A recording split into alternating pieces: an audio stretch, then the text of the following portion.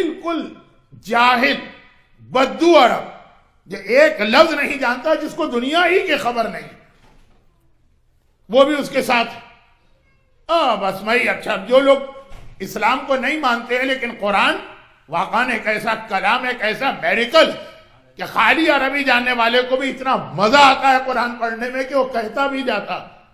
کہ یہ اللہ کا کلام نہیں ہے، یہ جھوٹ ہے، یہ محمد نے خود بنایا، لیکن مزہ اتنا ہے قرآن میں۔ رات کے اندھیرے میں یہ عرب کے جتنے بڑے بڑے کافر ہیں، ابو جہل و ابو لہب و ولید و عتبہ و شیبہ، یہ سب پیغمبر کے گھر کے چاروں طرف اندھیرے میں چھپ کے کھڑے ہوتے تھے۔ پرانے زمانے میں لائٹنگ تو تھی نہیں، اور جو پیغمبر رات کو نماز شب میں تلاوت قرآن کیا کرتے تھے، 2 گھنٹے کھڑے ہو کے یہ قرآن سنتے تھے اور مزہ لیتے تھے۔ ایک مرتبہ ایسا ہوا، اب یہ بھی قرآن کا لفظ ہے لیکن شاید اردو میں اچھا نہ لگے، کہ اللہ کا دل چاہا کہ ان لوگوں سے مذاق کیا جائے، ان اللہ یستہزی، یہ قرآن میں بھی آیا، مذاق کیا جائے۔ اب یہ سب پورا دن اسلام کی مخالفت کرتے ہیں، رات کو چھپ کے آتے ہیں، اندھیرا۔ ایک مرتبہ مکے میں جو بارش کے موقع پر بجلی چمکتی، بجلی چمکی، اب جو بجلی چمکی تو ابو جہل نے دیکھا وہ سامنے تو ابو لہب کھڑا، اور اس نے دیکھا وہ ولید کھڑا ہے، وہ عتبہ کھڑا ہے، ہاں بھائی تم یہاں کیسے، تم یہاں کیسے، تم یہاں کیسے؟ دن بھر اسلام اور قرآن کی مخالفت کرنے والے، قرآن کو محمد کا کلام کہنے والے، قرآن کی عظمت کا انکار کرنے والے، رات کے اندھیرے میں سب نے ایک دوسرے کو دیکھ لیا۔ تو قرآن واقعاً ان لوگوں کے لیے بھی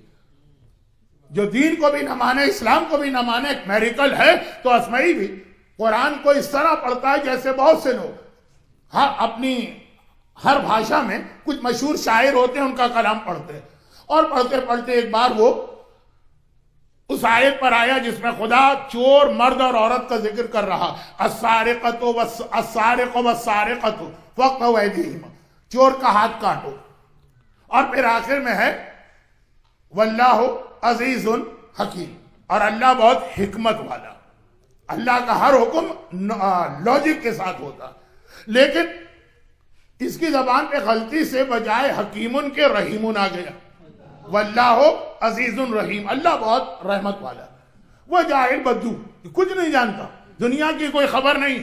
الف کے معنی لٹ ہیں یہ بھی اس کو نہیں پتا، چونک کے سر اٹھاتا اور کہتا ہے کہ تو ابھی تک کیا پڑھ رہا تھا؟ اسمعی نے کہا یہ قرآن ہے جو خدا کا کلام کہا جاتا۔ بدو نے کہا کہ نہیں، یہ خدا کا کلام ہو ہی نہیں سکتا، یا تو نے غلط پڑھا ہے یا یہ کلام غلط۔ اسمعی نے غور کیا کہ یہ کیوں مجھے غلط کہہ رہا ہے، ایک دم خیال آ گیا کہ ہاں حکیمن کا لفظ ہے آیت کے آخر میں کہ اللہ حکمت والا، ریزننگ ہے اللہ کے ہر عمل کے پیچھے۔ میں نے رحیمن پڑھ دیا، ہمارے آپ کے لیے کوئی فرق نہیں پڑتا، کسی آیت میں رحیم ہے، کسی میں حکیم ہے، کسی میں علیم ہے، ادھر کا لفظ ادھر ہو جائے،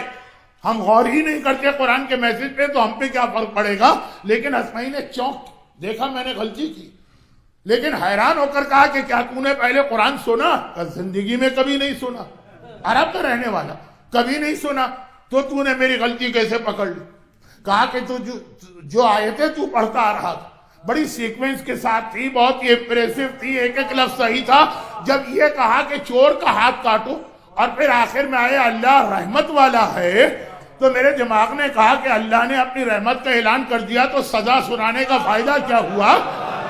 چور کے دل سے تو سزا کا خوف ہی نکل گیا کہ ارے وہ بڑا مہربان، ماں سے زیادہ مہربان ہے، میں اس سے بھی بڑا گناہ کروں تو معاف کر دے گا۔ اس لیے میں نے کہا کہ یہ قرآن اللہ کا کلام نہیں ہو سکتا۔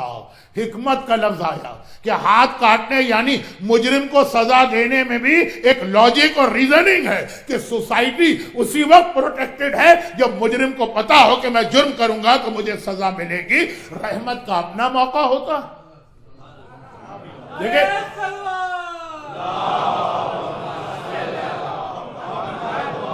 اب امریکہ کی بات نہ کیجئے، اب آپ پہنچ جائیے تاج پور اور جمال پور، اور میں پہنچ جاتا ہوں رضویہ سوسائٹی کراچی میں۔ اب وہاں پہ یہ ہوتا کہ اب ماں نے کوئی حکم دیا کہ تمہیں یہ کرنا، اور ہم نے اس کی مخالفت کی، اور کسی نے کہا بھائی تمہاری ماں نے اتنی سختی سے کہا تھا، کہ وہ ماں ہے نا، سختی سے کہا تو تھا خالی ڈرانے کے لیے، لیکن جب اس کو پتا بھی چلے گا کہ میں نے غلطی کی ہے تو میری غلطی کو معاف کر دے گی۔ بلکہ کبھی باپ نے کہا سختی سے فلاں کام نہ کرنا، ہم نے پھر وہ کام کیا۔ بھائی تمہارا باپ تو بڑا خونخوار ہے، یہاں کی مثال نہیں ہے، پاکستان کی، انڈیا کی، وہ تو تمہیں جوتوں سے مارے گا کہ نہیں ماں بہت مہربان ہے، وہ باپ سے مجھے بچا لے گی۔ تو جہاں پر رحمت کا یہ تصور آ جاتا ہے کہ جرم کیے جاؤ، جان بوجھ کے قانون کو توڑے جاؤ اور تمہیں بچا دیا جائے گا، وہ وہیں سے پوری سوسائٹی کا نظام درہم برہم ہو جاتا ہے، نہ واجبات کی پابندی ہوتی ہے، نہ حرام کا خیال کیا جاتا ہے، نہ قانون دین کا خیال کیا جاتا ہے۔ اور میں نے باپ اور ماں کی مثال اس لیے دی کہ اگر آپ اس مثال میں اللہ کو باپ سمجھ لیں اور اہل بیت کو ماں سمجھ لیں تو ہمارے یہاں آج بھی کتنے لوگ ایسے ہیں کہ جی اللہ کا قانون، اللہ نے جہنم بنائی، اللہ نے عذاب سنایا، لیکن ہمارے بخشوانے والے ایسے ہیں کہ ہم کسی کا مال چوری کریں وہ ہم کو جنت میں لے جائیں گے، ہم کسی کا حق غصب کریں وہ ہمیں جنت میں لے جائیں گے، ہم حرام کام کریں وہ ہمیں جنت میں لے جائیں گے۔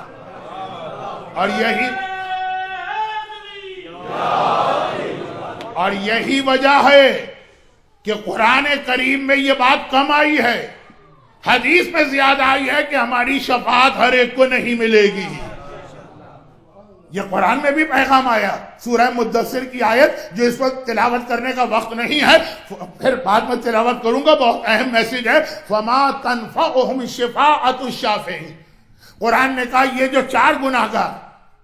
کوئی شفاعت کرنے والے کی شفاعت ان کو فائدہ نہیں پہنچائے گی۔ تو قرآن نے 2-4 اشارے دیے، مگر 2-4، اور اہل بیت کی احادیث سنیے، مولا سے لے کے 11ویں امام تک ہر معصوم نے ایک لسٹ بتائی ہے کہ یہ وہ ہے، یہ وہ ہے، یہ وہ ہے جو ہمارا شیعہ، لیکن لا تنالوا شفاعتنا،